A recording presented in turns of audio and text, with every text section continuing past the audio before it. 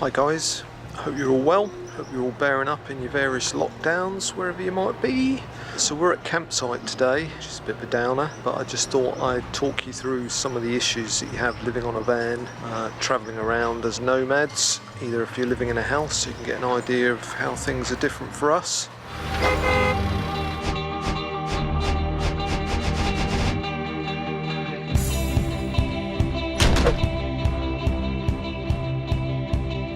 So to make some comparisons, when you're living in a house, you've obviously got your day-to-day things to think about, food and so on.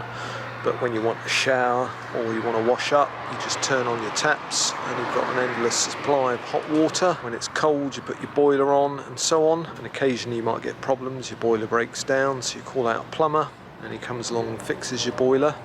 So in a comparison, when you're living in a van, and apologise to the people already living in vehicles, but this might help you out with things like water and solar. So when you're travelling around, your electric is free and comes from one of three places, either from solar, from the sun, from our solar panel on the roof, from our B2B, which is a battery-to-battery charger, which is connected to our battery and alternator. So when you're driving, the alternator would power your vehicle's battery and recharge it, same in a car. And we've got a B2B connected to that, and what that does is once the alternator has charged your vehicle's battery to a certain point, it sends the spare electricity to our leisure batteries, which at the same time, if it's sunny, would be charging from the sun. And the third way is when we are at a campsite, which we try and avoid, but we only really go out of necessity. Then you can plug into the electric there, which you usually pay for or is included in your pitch. So what's occurred in the last couple of days is, obviously if you've watched our last couple of videos, you know we drove like the clappers through France to get into Spain and then drove through Catalonia, and we're now in Valencia.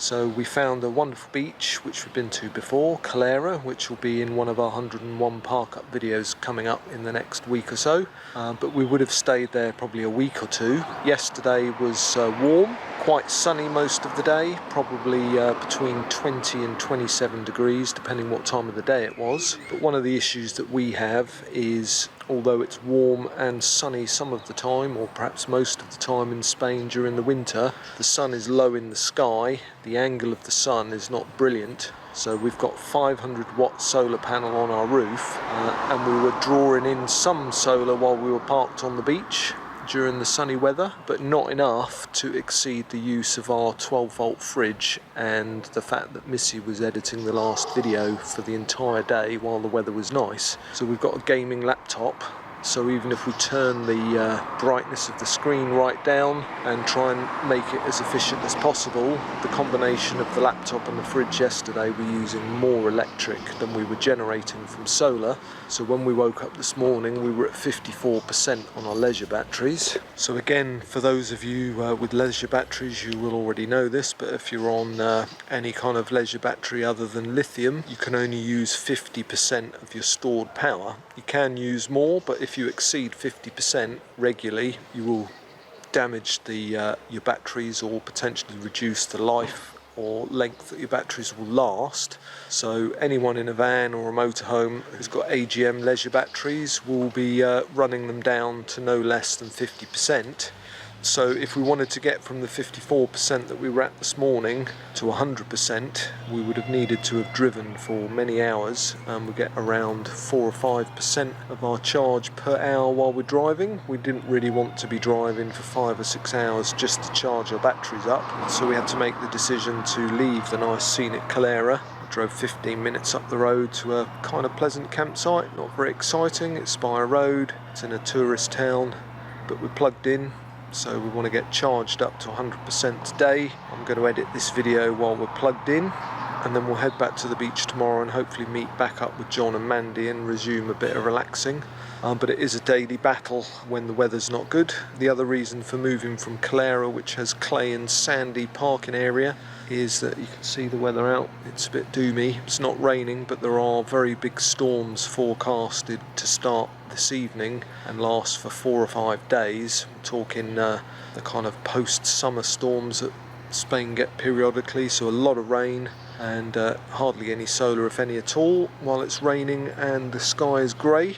So we figured might as well be at campsite, get some of our power back. But it is a bit of a pain really, because it is an ongoing battle. The solutions really are we get more solar on the roof, so another solar panel, or perhaps a mobile solar panel that we can angle to the sun to give us additional charge.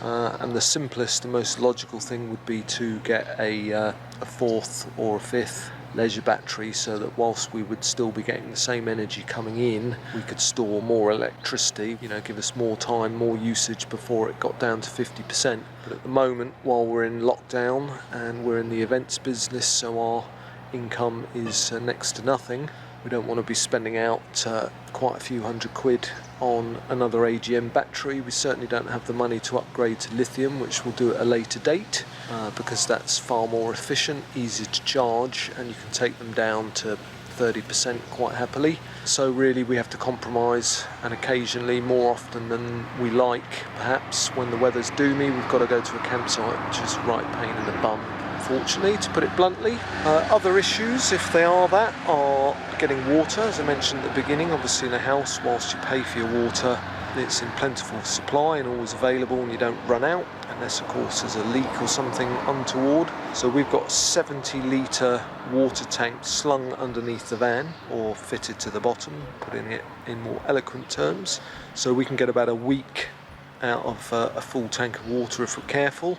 But that doesn't include showers, which use a lot more water. You can be quite economical and get a shower for about 5 litres of water if you want, but it's not like a shower that you'd have at your home or on a campsite where you've got plentiful hot running water.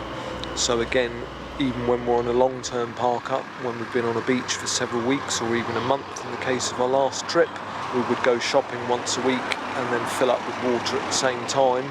So it's just something to point out, either if you're new to van life or motorhoming, or if indeed you're one of our lovely subscribers that isn't travelling at the moment, or is at home, or doesn't have a motorhome, etc.